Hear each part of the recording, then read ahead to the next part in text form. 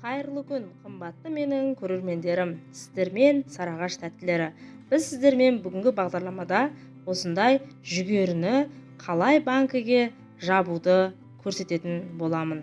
Және де осындай кереметтей әдемі жүгерімізді жауа отырып, біздің кезекті қиссамызды баяндайтын боламын.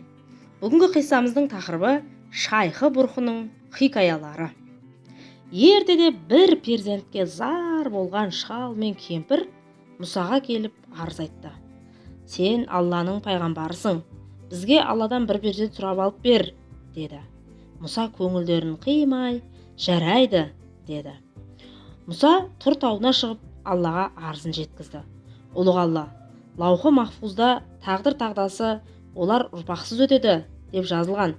Алланың үкімі екі болмайды, бұйырған тағдырына риза болсын, деді. Мұса Алланың жауабын жеткізгенде, олар одан сайын қайғырды. Жаны ашыған пайғамбар, менің дұғам қабыл болмады, бірақ үмітсіз болмаңдар. Таудың күнгей бетінде шайдан басқа асы жоқ, Құдайдан басқа досы жоқ, Шайхы Бұрхы деген әулие бар.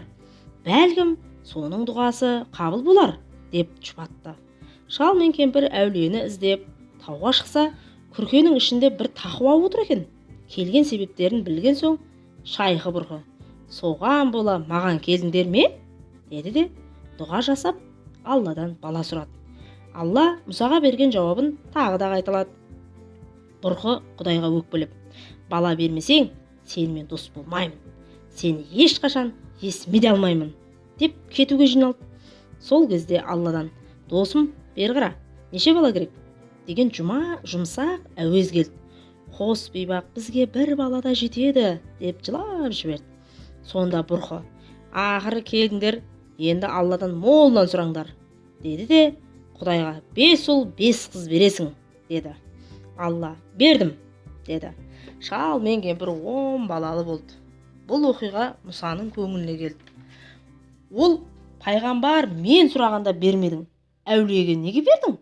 Деп Құдайға ренжиді. Ұлық Алла, әй Мұса, сені патша еттім, пайғамбарлық дарттым, бай қылдым, батыр қылдым, халқыңды құлдықтан босаттым, кітап түсірдім.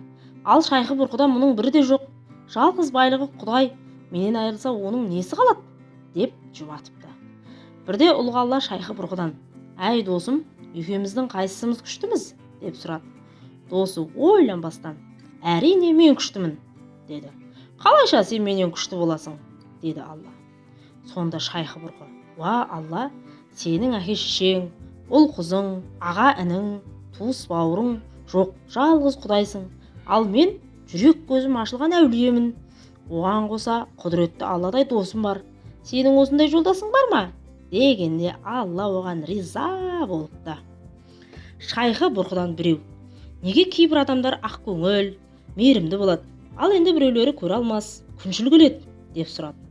Өмірде адамдардың екі түрін байқадым. Оның бір тобы шыбындарға ұқсайды. Шыбынның іздегені нәжіс. Шыбындар гүлзар баққа жіберсең де, ол соның ішінен нәжіс тауып, соған қонады.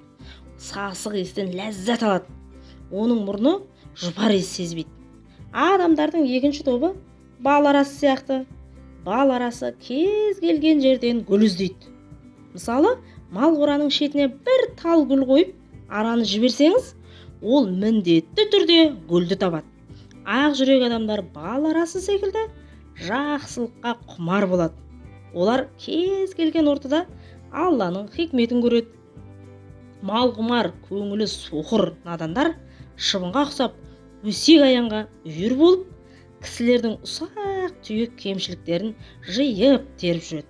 Олар жақсы әңгімеден ләззат ала алмайды, депті. Осылайша бүгінгі біздің қиссаларымыз тәмам. Ал достар, мінекей, біздің кереметтей жүгеріні маринаттап, банкіға жауып қойдық міне. Қыста Алла бұйыртса, Алла нәсіп етсе, осы жүгерлерді жеуді нәсіп етсін. Ал достар, сіздер де осы рецепт бойынша жасап көріңіздер. Және де қазақша контенттің, қазақша каналдың дамуына үлес қосып, менің каналыма тіркеліп, лайк басып, комментарий жазып, қолдау көрсетіп қойыңыздар. Ал достар, осымен келесі бағдарламада кездескенше дейміз. Дастархандарыңыз дәмге толсын, өмірлеріңіз мәнге толсын. Сау, сәлемет болыңыздар.